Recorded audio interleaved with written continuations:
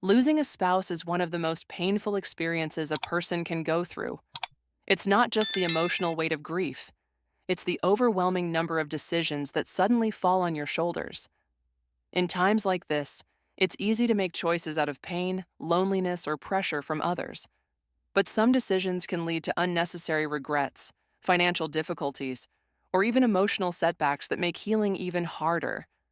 The truth is, while grief is personal, there are certain things you should always think twice about before saying yes to. In this video, we'll discuss 5 things you should say no to after losing a spouse, mistakes that many people unknowingly make, only to realize later that they weren't truly ready. These are the pitfalls that can make an already difficult time even more complicated. By knowing them in advance, you can protect your emotional, financial, and physical well-being. Stay with me until the end, because these insights aren't just about avoiding mistakes. They're about making sure you navigate this chapter of your life with clarity, dignity, and the support you deserve. Now, let's get started. Number 1, making big financial decisions too soon. One of the most common mistakes people make after losing a spouse is rushing into major financial decisions. It's understandable. Suddenly, you're faced with bank accounts, insurance policies, investments, and possibly even the question of whether to keep or sell your home. In the midst of grief, it can feel like taking immediate action will provide stability or a sense of control.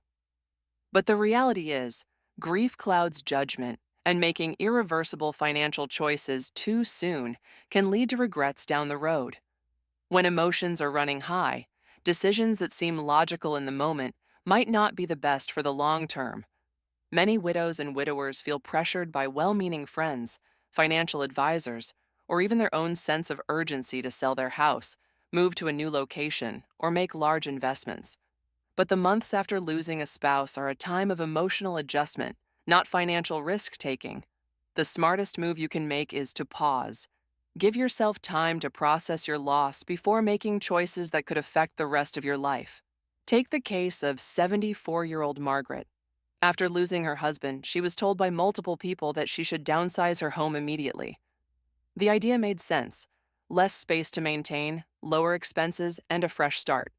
So, within a few months, she sold the house they had lived in for 40 years and moved into a smaller apartment in a different town. But once the shock of loss settled, she realized she had made a decision out of panic. She missed her familiar surroundings, her neighbors, and the sense of comfort her home provided. In hindsight, she wished she had waited longer before making such a big move. Financial decisions don't just involve real estate.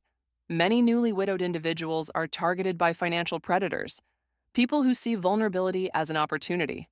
Whether it's unsolicited investment opportunities, high-pressure sales tactics, or even well-intentioned but uninformed advice from friends, it's crucial to be cautious. If someone is urging you to sign papers, make a major withdrawal, or invest in something quickly, take a step back. The best financial decisions are rarely the ones made in a race. Another common mistake is giving away money or assets too quickly. Grief often brings a strong desire to help others: children, grandchildren, charities, or close friends. While generosity is a wonderful thing, making large financial gifts or dividing assets prematurely can leave you in a vulnerable position later on. What seems manageable in the moment might not be sustainable in the years ahead. Before making any major financial moves, it's best to consult with a trusted professional who understands your long-term needs and can help you plan wisely. The first year after losing a spouse should be about stabilization, not drastic financial changes. Experts often recommend the 1-year rule, which suggests waiting at least a year before making any irreversible financial decisions. This allows time for the initial emotional shock to pass and for you to think clearly about what's truly best for your future. Losing a spouse is already one of life's most difficult transitions. The last thing you need is added stress from financial missteps that could have been avoided. Take your time, seek trusted guidance, and remember, there's no rush. The best decisions are made with clarity, not grief. Number 2, isolating yourself from friends and family. After losing a spouse, it's natural to want time alone. Grief is deeply personal, and sometimes solitude feels like the only way to process the pain. But while taking moments to yourself is important, Completely shutting out friends and family can lead to an even deeper sense of loneliness, one that makes healing harder. Many people fall into the habit of withdrawing, telling themselves they just need more time. But the truth is, isolation can quickly turn into a pattern that's difficult to break. Human connection plays a crucial role in emotional well-being, especially during times of loss. When people distance themselves for too long, they often experience increased feelings of sadness, anxiety, and even physical health decline. Studies have shown that prolonged social isolation can weaken the immune system, increase blood pressure, and even shorten lifespan. In contrast, staying connected, even in small ways, can help ease the emotional burden and provide a much-needed sense of support. Take the case of 78-year-old Walter. When his wife of 52 years passed away, he stopped answering phone calls, skipped family gatherings, and rarely left the house. He told himself he just wasn't in the mood to talk, that people wouldn't understand his grief, and that being alone was easier. Months passed, and instead of feeling better, he felt worse.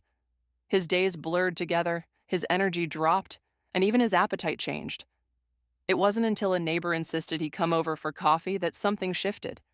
That one conversation turned into a weekly habit, then a small routine of meeting up with friends. The more he engaged, the lighter he felt, not because the pain disappeared, but because he realized he wasn't alone in caring. The key isn't to force yourself into big social situations before you're ready. It's about taking small steps to stay connected. Whether it's answering a phone call, going for a short walk with a friend, or even joining a support group, these little actions can help keep you from slipping into deep loneliness. If you don't feel like talking, that's okay. Simply being around people, even if it's just listening to a conversation, can help remind you that life continues and that support is available when you need it. Another mistake many people make is pushing away those who care the most. Sometimes, grief brings irritability, exhaustion, or a sense that others just don't understand what you're going through. But shutting people out completely can create unnecessary distance between you and those who genuinely want to help. Your loved ones may not have the perfect words, but their presence alone can make a difference. Letting them in bit by bit can provide comfort, even when words aren't enough. It's also important to seek support from those who understand your experience. Connecting with others who have been through similar loss, whether through a grief support group, a community gathering, or even an online forum, can be incredibly healing. Speaking with people who truly understand what you're going through can validate your feelings and provide reassurance that you're not alone. Grief doesn't follow a schedule, and there's no right way to heal. But staying completely isolated only makes the journey harder. Finding small ways to reconnect with others, at your own pace, can provide strength, support, and even moments of unexpected joy. Remember, you don't have to carry the weight of loss alone. There are people who care, who want to be there for you, and who can help you move forward, one step at a time. If you're still watching this video and finding these insights valuable, please comment number 2 below to let me know you're here. And if you haven't subscribed yet, I recommend you subscribe and turn on the bell so you don't miss any videos. Your support helps us continue creating good content to inform and inspire you. Now, let's move forward. Number 3, ignoring your own health and well-being. When a spouse passes away, many people find themselves so consumed by grief that they stop paying attention to their own health. It's easy to put off doctor's appointments, skip meals, or let daily routines slip when you're dealing with loss. Some people even feel guilty about taking care of themselves, as if prioritizing their health somehow diminishes the depth of their love or grief.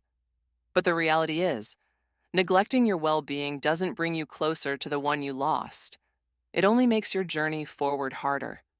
Grief affects the body in ways many people don't realize. Studies show that losing a spouse increases the risk of heart problems, weakened immune function, and even cognitive decline. The stress of grief can lead to high blood pressure, disrupted sleep, and changes in appetite. Some people lose interest in eating, while others turn to unhealthy comfort foods. Over time, these changes can take a serious toll on both physical. The key is not to expect yourself to feel normal overnight, but to make small choices that help your body stay strong as you navigate this difficult time. Take the case of 81-year-old James. After his wife passed, he stopped cooking meals for himself. He told himself he just wasn't hungry, and when he did eat, it was usually something quick and processed. D. Mental health. Within a few months, he started feeling weaker, had trouble sleeping, and felt constantly fatigued. His daughter noticed the change and encouraged him to start eating regular meals again, even if he didn't have an appetite. Once he made small adjustments, like preparing simple, nutritious foods and drinking more water, he found that his energy levels improved, his mood stabilized, and he was better equipped to handle the emotions that came with grief. Self-care isn't just about food. It includes movement, sleep, and emotional health. Many people who lose a spouse stop exercising, not because they don't want to stay active, but because they no longer have someone to do it with. But staying physically active, even if it's just a short daily walk, has been shown to reduce stress, boost mood, and even improve longevity.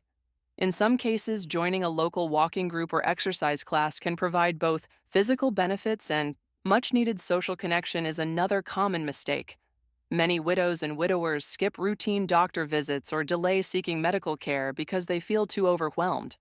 But this is the time when taking care of your health is more important than ever.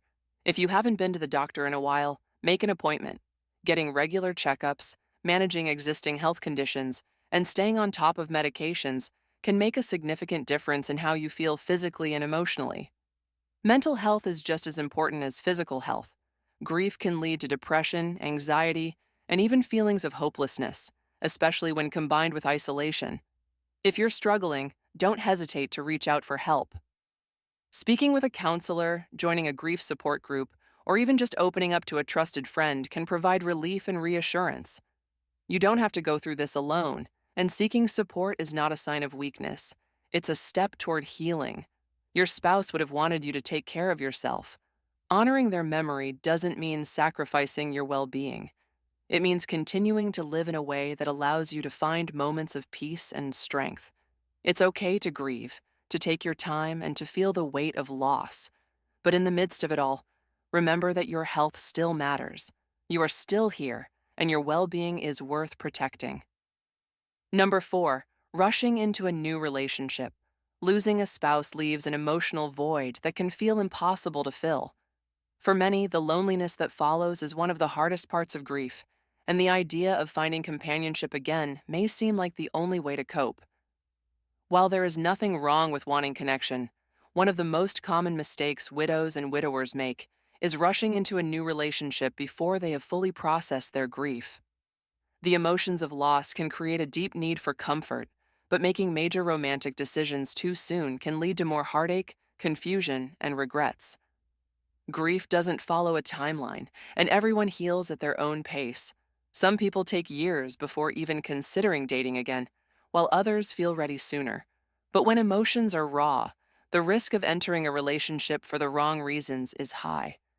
Many people unknowingly look for a partner not because they are truly ready, but because they are seeking to replace what was lost, avoid loneliness, or escape the pain. These relationships often begin with strong emotions, but lack the stability needed for long-term success. Take the case of 72-year-old Barbara. Just months after losing her husband of nearly 50 years, she met someone through a friend and quickly entered a relationship. At first, it felt like the companionship she desperately needed, someone to talk to share meals with, to distract her from the overwhelming loneliness. But as time went on, she started to realize that she wasn't truly ready. The relationship moved faster than she expected, and soon she felt trapped in something that didn't feel right. Eventually, she had to step back and take time for herself. But in hindsight, she wished she had given herself more time. A new relationship should be about genuine connection, not just emotional relief. When someone has spent decades with a spouse, the habits, routines, and shared memories are deeply ingrained. Jumping into a relationship before processing that loss can lead to unfair comparisons, unrealistic expectations, and feelings of guilt. Some widows and widowers even find themselves struggling with conflicting emotions, wanting to move forward but feeling as if they are betraying the person they lost. These are natural feelings, but they need to be acknowledged and worked through before entering into something new. Another concern is being vulnerable to those with bad intentions. Unfortunately, there are people who take advantage of those who are grieving, offering emotional support only to manipulate or exploit them financially. Scammers and even well-meaning but opportunistic individuals often seek out widowed seniors, knowing they may be emotionally fragile and in need of companionship. This is why it's essential to trust your instincts and take your time. If someone is pressuring you to commit quickly, make financial decisions, or distance yourself from friends and family, those are red flags that shouldn't be ignored. This doesn't mean avoiding love or companionship forever. Many widows and widowers do find meaningful relationships later in life, but the healthiest and most fulfilling ones happen when both individuals are truly ready, when the decision is made from a place of healing, not desperation. Time and reflection are key. Taking the time to process grief, rediscover personal identity, and find peace in being alone before seeking a new partner makes a world of difference. If you do choose to date again, go at your own pace. Take time to understand what you truly want in a relationship and make sure you're entering it for the right reasons. Talk with trusted friends or family members about your feelings, and don't feel pressured by anyone's opinions, whether they think it's too soon or that you shouldn't be alone. The decision is yours and yours alone. At the end of the day, grief and healing are deeply personal journeys. There is no rush, no deadline, and no rule book. The most important thing is to take care of yourself first, so that if and when the time comes, any new relationship you enter is built on a foundation of strength, peace, and true companionship. If you're still watching this video and finding these insights valuable, please comment number 4 below to let me know you're here. And if you haven't subscribed yet, I recommend you subscribe and turn on the bell so you don't miss any videos. Your support helps us continue creating good content to inform and inspire you. Now, let's move forward. Number 5. Holding on to every possession without letting go. One of the hardest things to do after losing a spouse is deciding what to do with their belongings. Every item holds memories, and the thought of letting go can feel like losing them all over again. Many widows and widowers struggle with this, keeping every piece of clothing, every personal belonging, and every small item exactly as it was, afraid that moving or changing anything means erasing the life they shared. But while it's understandable to hold on, keeping everything indefinitely can sometimes make grief even heavier, preventing emotional healing and the ability to move forward. Holding on to some sentimental items is completely natural. There's no rule that says you have to get rid of everything. But keeping an entire home untouched for years, leaving their closet exactly as it was, or avoiding making any changes can turn a house into a shrine of grief rather than a place of comfort. Over time, instead of bringing peace, it can serve as a daily reminder of what has been lost, making it harder to adjust to a new chapter. Take the case of 76-year-old Harold. After his wife of 55 years passed, he left everything exactly as she had. Her shoes stayed by the door, her clothes remained in the closet, and her favorite chair was left untouched. At first, it felt like a way to keep her close. But as the months passed, he realized that walking past her untouched belongings every day was keeping him stuck in the same place emotionally. He wasn't ready to get rid of everything, but when he slowly started donating some items, keeping only a few meaningful ones, he felt a sense of relief. It wasn't about forgetting, it was about making room for healing. Letting go doesn't mean forgetting or loving less. It means allowing yourself space to breathe. Instead of forcing yourself to make sudden changes, start small. Choose a few meaningful keepsakes, a piece of jewelry, a handwritten note, a favorite photo, and create a special space for them. Then, when you feel ready, begin sorting through other belongings, deciding what truly holds meaning and what is simply taking up space. Another mistake people make is feeling pressured by others to get rid of things before they're ready. Friends or family members may mean well, suggesting that you should clear things out or move on. But this decision should always be made on your own timeline. If you're not ready, don't rush it. At the same time, be mindful that holding on to everything out of guilt or fear may be keeping you in a place of sadness longer than necessary. There is also an emotional balance in repurposing rather than just removing. Some people find comfort in turning an old shirt into a quilt, transforming a collection of letters into a memory book, or passing down sentimental items to loved ones who will cherish them. This way, their presence remains, but in a way that brings warmth instead of just sorrow. Ultimately, grief is not about things. It's about love, memories, and the bond you shared. No object can replace a person, but clinging to everything they owned won't bring them back either. Letting go in small and thoughtful ways is not an act of forgetting. It's a step toward honoring their memory, while also making space for your own healing. Moving forward doesn't mean moving away from them.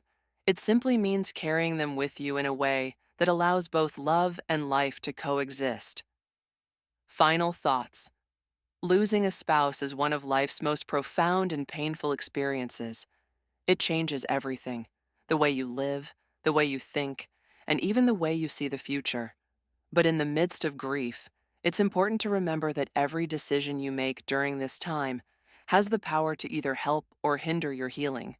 That's why saying no to these 5 things, rushing financial decisions, isolating yourself, neglecting your health, jumping into a new relationship too soon, and holding on to everything without allowing for change, can make a significant difference in your ability to move forward with strength and clarity. Grief doesn't come with a timeline, and there is no right or wrong way to process it. But one thing is certain: avoiding these common pitfalls can help you navigate this chapter of your life in a way that protects both your heart and your future. Healing doesn't mean forgetting, and moving forward doesn't mean leaving your spouse behind. It means honoring their memory in a way that allows you to continue living with purpose, peace, and even joy in the moments ahead. What stood out to you the most? Which of these insights do you feel is the most important for your own journey? We'd love to hear from you, so leave a comment below and share one thing you learned today and how you plan to use it in your life. Your thoughts are important to us, so don't hesitate to share them. Reading your comments gives us great motivation and encouragement. If you enjoyed this video and found it helpful, please like, subscribe, and share. Your support helps us continue creating good content to inform and inspire you. Thanks for watching, and we look forward to seeing you in the next video.